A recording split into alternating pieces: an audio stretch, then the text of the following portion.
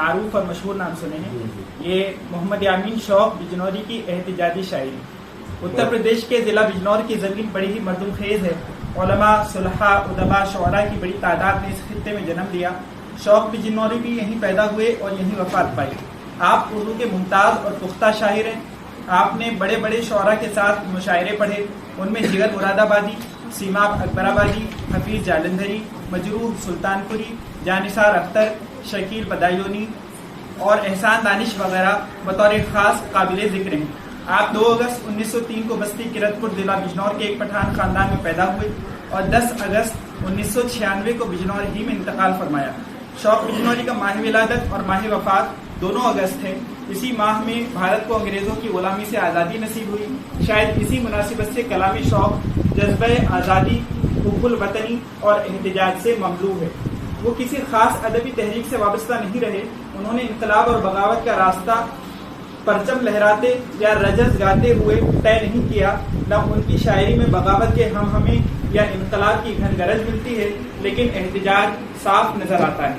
ان کی شاعری کا رشتہ تخلیقی سریت کے ساتھ احتجاج سے جڑا ہوا ہے۔ احتجاج، بغاوت اور انقلاب میں فرق ہے، لیکن ان کی حدیں قریب تر ہونے کے باعث یہ فرق ملحوظ نہیں رکھا جاتا۔ ہاں، احتجاج ترقی کر کے بغاوت اور بغاوت ترقی کر کے انقلاب کی صورت اختیار کر لیتی ہے۔ شوق صاحب کی شاعری کا جائزہ لینے سے اندازہ ہوتا ہے کہ ان کے کلام میں احتجاج کا عنصر غالب ہے۔ اس میں بغاوت بھی نظر آتی ہے، لیکن انقلاب کے متذکرہ، یہ میں نے ایک کوٹ تھا بڑا، میں نے چھوڑ دیا، لیکن انقلاب کی متذکرہ بالا تعریف ان کے کلام پر صادق نہیں آتی۔ یہ بھی خیال رہے کہ مذکورہ بالا تعریف حتمی نہیں۔ شوق صاحب کی شاعری کا اکثر حصہ حب الوطنی سے معمور ہے۔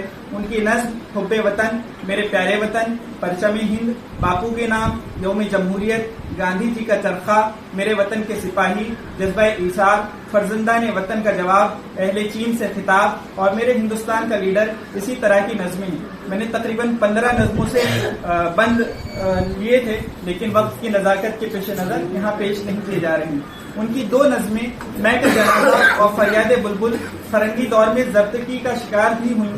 1936 میں جب پہلی مرتبہ انگریزوں نے منسٹری کا حق اہل ہند کو دیا، اس وقت منسٹر حافظ محمد ابراہیم نے سعی بلیغ کر کے حکومت سے ترک منشیات کی اسکیم منظور کرا لی اور اس سلسلے میں کا جنازہ نکالے جانے کی اسکیم بنا کر اعجاز علی ہال کے میدان میں ایک جلسہ عام ترتیب دیا۔ اس میں جملہ کانگریسی لیڈران شامل تھے۔ یہ جلسہ کلکٹر اسلام نبی خان کی صدارت میں ہوا۔ شوق صاحب نے سرکاری ملازمت کے باوجود جلسے میں ایک نظم پڑھی۔ اس کا پہلا ہی بند سن کر صدر نے روک دیا۔ شرکائے جلسہ کے احتجاج و اصرار پر اس وقت نظم پڑھنے کی اجازت مل گئی، لیکن جلسے کے اختتام پر صدر صاحب نے وہ نظم لے لی اور انگلش آفس میں اس کی ضبطگی کا آرڈر لکھ کر بھیج دیا اور شوق صاحب کو سخت تنبیہ کی کہ وہ آئندہ اس نظم کو کہیں پڑھیں نہ چھپوائیں، ورنہ سخت کارروائی کی جائے گی۔ نظم کا پہلا بند یہ ہے: ہند والو تمہیں معلوم ہے کچھ حال اپنا، کیوں لٹا کیسے لٹا ہے یہ زر و مال اپنا، کیوں نہ پنجاب رہا اپنا نہ بنگال اپنا، ہاں سنو میری زبان سے یہ سب احوال اپنا، اپنی غفلت سے رقیبوں کو بلایا تم نے، اپنا گھر موت کو ہے خود ہی دکھایا تم نے۔ شوق صاحب کی اکثر نظموں میں یہی رنگ غالب ہے۔ ان کا کہنا ہے کہ مجھے اپنے وطن سے بے پناہ محبت ہے، یہی وجہ ہے کہ میرے کلام کا بیشتر حصہ وطن پرستی کے جذبات کی عکاسی کرتا ہے۔ وطن سے متعلق جو نظمیں کہی ہیں ان میں ایک نظم فریاد بلبل کا ذکر ضروری ہے۔ یہ نظم آزادی سے قبل بمقام نجیب آباد ہولی کے ایک عام مشاعرے میں پڑھی گئی، جس کو عوام نے بہت سراہا، لیکن یہ نظم حکومت برطانیہ کے خلاف ہونے کی وجہ سے ضبط کر لی گئی۔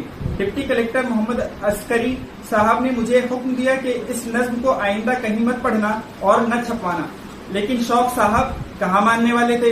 انگریزی حکومت کی سروس میں رہتے ہوئے بھی وہ انگریزی اقتدار کے خلاف کھلے عام حصول آزادی کے لیے نظمیں پڑھتے رہے۔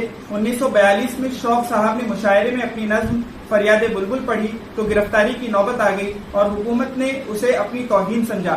نظم کا پہلا بند یہ تھا: قفس میں اندلیب زار یوں صیاد سے بولی، تیرے جورو ستم سے تنگ آ کر اب زباں کھولی، جو ہونا تھا ہوا، جو بات تھی وہ ہو چکی ہولی، تجھے آزاد دیکھا پر میری نیت نہیں ڈولی، لبوں تک آ چکے نالے بس اب ہوشیار ہو جانا۔ اس نظم اور اس واقعے کو بعد میں دہلی سے نکلنے والے مشہور و معروف روزنامے قومی آواز نے پورے صفحے پر شائع کیا اور ہندی اخبار پریاس پرواہ نے بھی اسے سراہا۔ نیشنل ارکائیو آف انڈیا کی جانب سے ڈاکٹر راجیش کمار پریتی نے انگریزوں کے دور حکومت میں ضبط شدہ ادبیات کا اردو حصہ بنام آزادی کے ترانے مرتب کیا اور اس میں احتجاجی تخلیقات کے متعلق لکھا کہ خون دل میں ڈوبی ہوئی انگلیوں کی ان تحریروں سے برطانوی حکومت بہت زیادہ سراسیمہ تھی۔ اس کی یہی کوشش تھی کہ عوام تک پہنچنے سے پہلے ہی ان تحریروں کو ضبط کر لیا جائے۔ برطانوی حکومت اپنے مقصد میں کبھی مکمل طور سے کامیاب نہ ہو سکی، پھر بھی اس نے ہندوستان کی آئندہ نسل کے لیے ان گراں قدر ادبیات کا سرمایہ مہیا کر دیا۔ نیشنل ارکائیوز آف انڈیا میں مختلف زبانوں اور علاقوں میں لکھے گئے ایسے ادبیات کا بیش بہا خزانہ محفوظ ہے جن کی تفصیلی فہرستیں شائع ہو چکی ہیں، اور ضبط شدہ ادبیات میں سے ہندی زبان میں مطبوعہ نظموں کا ایک انتخاب دیش بھکتی کے گیت اس محکمے نے شائع کیا ہے۔ اس سلسلے کی دوسری پیشکش اردو زبان میں آزادی کے ترانے ہیں۔ یہ انتخاب محض ان ضبط شدہ ادبیات کا ہے جو نیشنل ارکائیوز میں محفوظ ہیں۔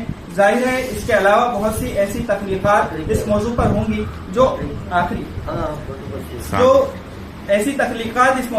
گی جو اپنے وقت میں عوامی مقبولیت کی حامل رہی ہوں گی۔ انکوٹ۔ شوق صاحب، یہ آخری پیرا ہے، شوق صاحب کی ضبط شدہ نظمیں بھی اس مجموعے میں شامل نہیں ہو سکی، لیکن ان کے مطالعے سے اندازہ ہوتا ہے کہ وہ کس درجے عوامی مقبولیت کی حامل رہی ہوں گی، ورنہ ظاہر ہے ضبطگی کی نوبت نہ آتی۔